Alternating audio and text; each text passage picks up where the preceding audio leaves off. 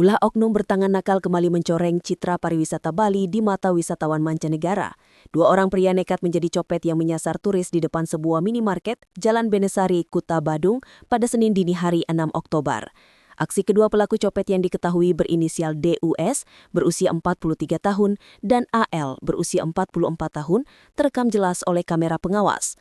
Keduanya pun segera ditangkap oleh aparat unit reserse kriminal Polsek Kuta keesokan harinya. Kepala Polsek Kuta Kompol Agus Riwayanto Diputra menerangkan bahwa kasus ini bermula dari laporan turis Australia berinisial DTR berusia 46 tahun.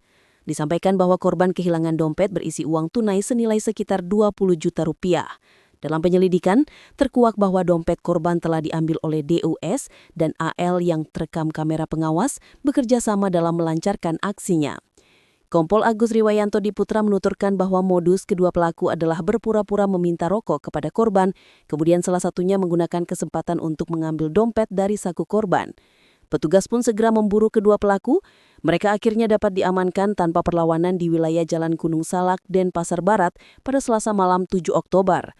Dari tangan pelaku, petugas menyita sejumlah barang bukti seperti uang tunai 2,6 juta rupiah, jaket ojek online, baju kaos hitam, topi coklat, serta sepeda motor Yamaha Mio Soul warna merah yang digunakan dalam aksi kejahatan tersebut. Saat diinterogasi, DUS dan AL mengakui telah beberapa kali melakukan aksi serupa di kawasan Seminyak dan Padma. Ditegaskan bahwa mereka memang menyasar wisatawan asing yang lengah dan hasil kejahatan digunakan untuk kebutuhan sehari-hari dan biaya pengobatan keluarga.